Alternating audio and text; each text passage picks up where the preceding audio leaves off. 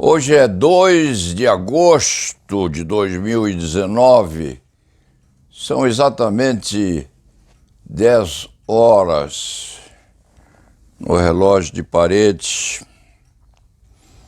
e são 10 horas na realidade. O escriba tem a sua atenção estimulada pela edição da Folha de hoje, sempre mais agressiva, mais perigosa no desatamento dos problemas que nós temos no Brasil. Supremo Tribunal Federal reage, requisita mensagens e articula afastamento de Deltan da Lava Jato. A seguir, procurador nunca pediu investigação de ministro da Corte, diz Força Tarefa. Deltan está, assim, com a cabeça a prêmio ou não? Está transitando por uma corda bamba. Há uma expressão muito antiga, popularesca, aliás, que afirma: quem pariu Mateus deve criá-lo. A humanidade tem um volteio muito curioso através dos tempos. O Deus de ontem é o demônio de hoje.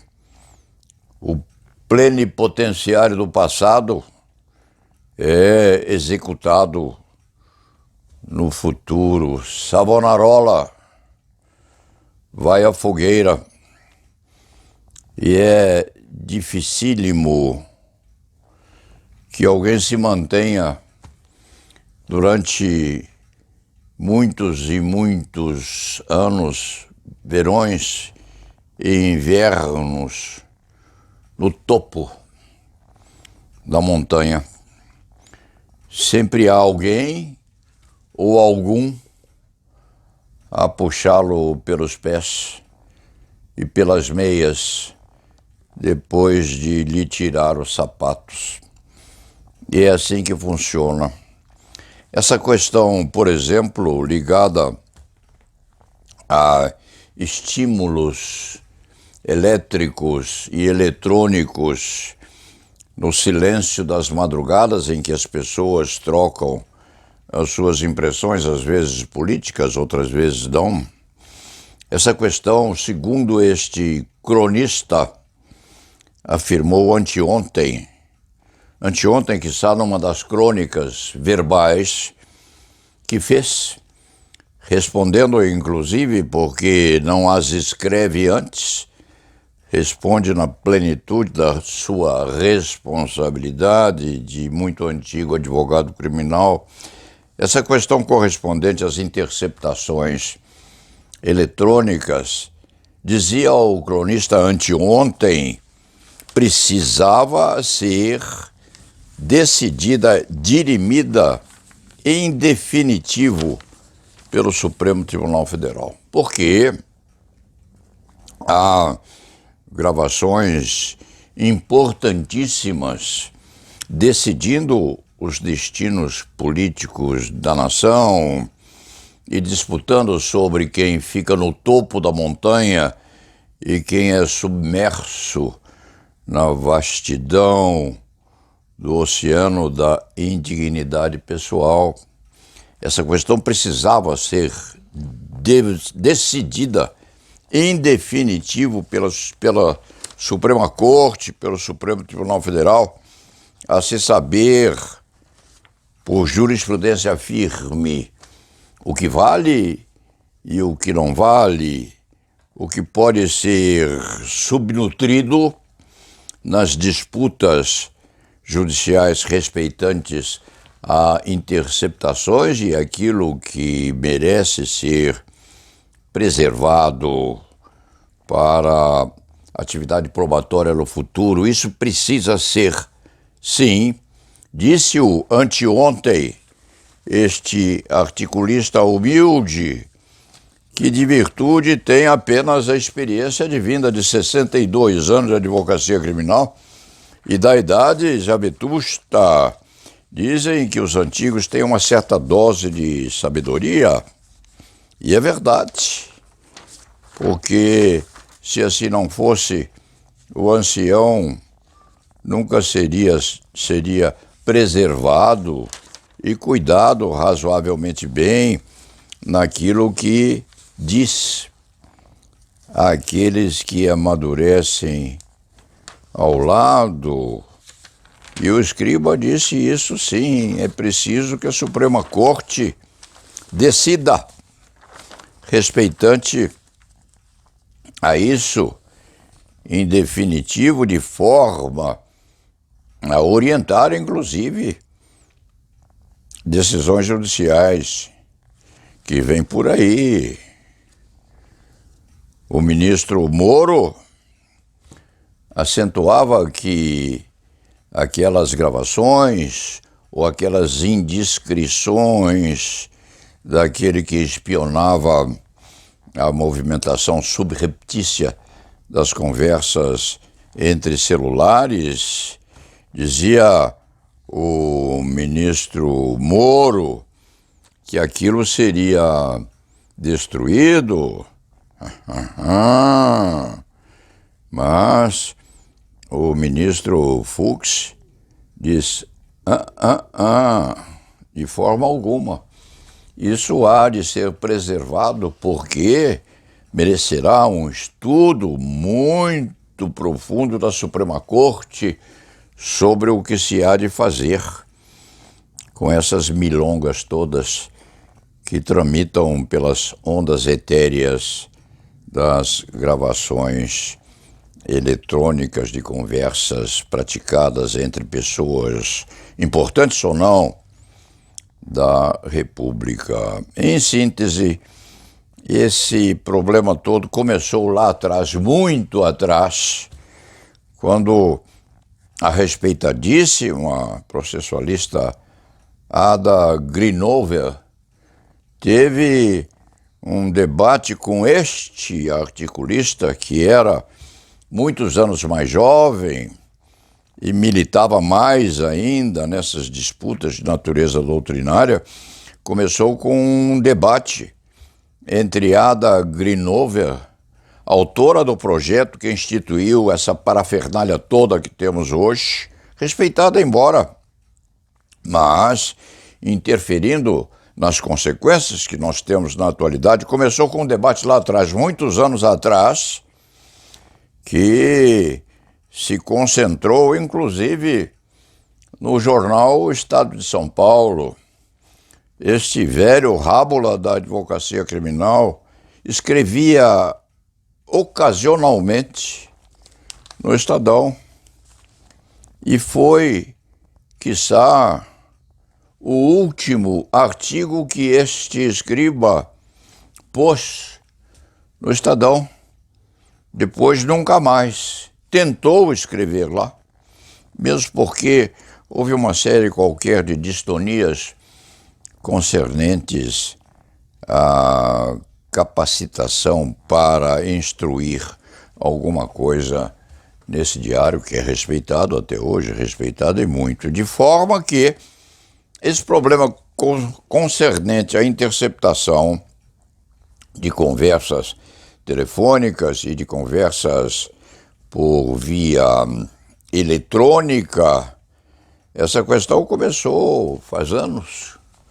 Este velho criminalista vem acompanhando isso diuturnamente, não com obsessão, mas com uma atitude muito crítica e prenunciando, inclusive, essa terrível mistura que nós temos hoje a exigir, sim, que a Suprema Corte definitivamente ponha cobro a essa disputa que leva os meios jurídicos e judiciais desta nação a uma conclusão que é, de qualquer forma e a qualquer tempo, por enquanto, é uma disputa que está a infernar qualquer resultado intermediário, a não ser que a Suprema Corte dê jeito nisto. E vem o Supremo Tribunal Federal na folha aqui, página A4, Supremo Tribunal Federal reage, requisita mensagens e articula afastamento de Deltan da Lava Jato. E aqui um subtítulo. Conforme a Folha antecipou, Moro informou a autoridades alvos dos hackers que as mensagens obtidas pelo grupo preso seriam destruídos. A comunicação provocou a reação de ministros do Supremo Tribunal Federal e de especialistas em direito. A decisão de destruir ou não o material cabe à Suprema Corte. Mesmo porque parece que se buscou interceptar, inclusive, os segredos do ministro-presidente do Supremo Tribunal Federal, Dias Toffoli. Procurou-se fazer isso, diz a Força-Tarefa. Procurador nunca pediu investigação de ministros da Corte, diz a Procuradoria da República, não com o suporte da Procuradora-Geral, mas a Procuradora-Geral da República está hoje com saias curtas, porque vira um sanduíche. Não pode desmoralizar a Procuradoria e, ao mesmo tempo, tem a Suprema Corte a requisitar tudo aquilo que há em relação a possíveis conversas entre os membros da instituição. Conversas que são, sim, angustiadamente preocupantes para quem as teve. É esta a centralização daquilo que este escriba vê hoje nos jornais. Não há tempo para examinar o que diz o Estadão a respeito disto, porque o escriba, pressionado inclusive pelas necessidades que o trabalho lhe impõe, o escriba precisa cessar a sua sintética apreciação. Há um doutor aqui chamado Edilson Mugenor, que é procurador da República, é doutor em Direito, e muito doutor em Direito Penal e procurador do Ministério Público de São Paulo. Não vê desvios de condutas nas conversas entre autoridades obtidas pelo site. Caríssimo procurador de Justiça, não há doutoramento que resolva isso. Isso se resolve na mão grande, a saber, na prática, se isso é legítimo ou não, porque um juiz se comunicar com um investigador ou com um procurador da República no sentido de obtenção de uma prova e sugerir qual prova deve ser obtida para fortalecer decisão judicial num sentido ou outro, faça, procure, creio, sugiro. Isso não é coisa que doutoramento em direito penal, mesmo em Yale ou Harvard, possa resolver, meu caro procurador. Isso não diz com sapiência, não. Diz com coisas básicas, ligadas à moral e à ética comuns. O jardineiro aqui deste escritório, se for perguntado se deve ou não preservar as intimidades dele ao conhecimento público, ele vai dizer umas coisas feias, na linguagem básica que ele tem. Caríssimo doutor em direito penal, isso aí é muito feio. A interceptação de conversas alheias é feia dos dois lados, mesmo daquele que tinha até pouco tempo atrás o sacrossanto nome de realizador da remarcação ética do comportamento investigatório da nossa pátria contra a corrupção. Os meios são ruins, embora a pretensão de resultado fosse boa, eminentíssimo procurador. Vossa Excelência talvez haja participado lá atrás de uma atividade qualquer nesse sentido, encetada pelo próprio Ministério Público do Estado de São Paulo, há muitos anos atrás também. Eminentíssimo Procurador de Justiça do Estado de São Paulo, naquele tempo, Vossa Excelência talvez estivesse a se formar em Direito ainda, mas a história é velha, é antiga e pode ser contada, porque está nos arquivos fatais deste advogado criminal. Com imenso respeito à atividade do antigo juiz Sérgio Moro, não pode ser elogiada como um comportamento jurisdicional posto dentro da normalidade. Então, nós vamos ter aqui, independentemente de problemas ligados à própria presidência da República, nós vamos ter aqui um semestre muito robusto nas atividades do Supremo Tribunal Federal, que precisa, segundo o próprio Celso de Mello afirma hoje, numa meia entrevista que deu, numa manifestação que fez, essa questão correspondente à interceptação telefônica, eletrônica e quejandos precisa ser decidida em definitivo pelo Supremo Tribunal Federal. Este antigo cronista, este velho marinheiro da advocacia criminal, não tem categoria outra a não ser a velhice e o amadurecimento no exercício da advocacia criminal. Tem, é certo, uma afinidade qualquer com uma certa dose de previsão daquilo que vai acontecer.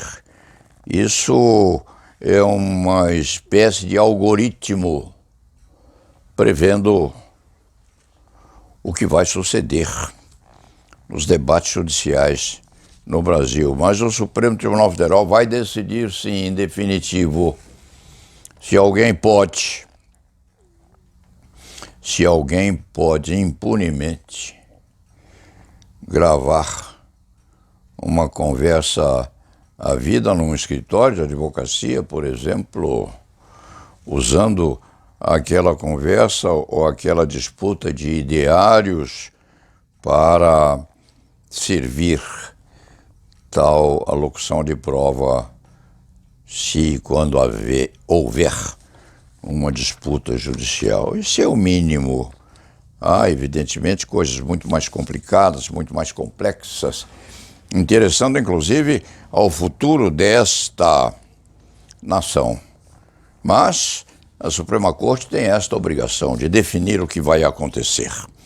Este escriba disse isso anteontem, o ministro Celso de Mello diz isto hoje em algum lugar deste jornal, e é uma predição, uma previsão que cabe no cérebro, na mente e na experienciação de todos aqueles que envelhecem no hábito da disputa judicial, principalmente no campo do direito penal.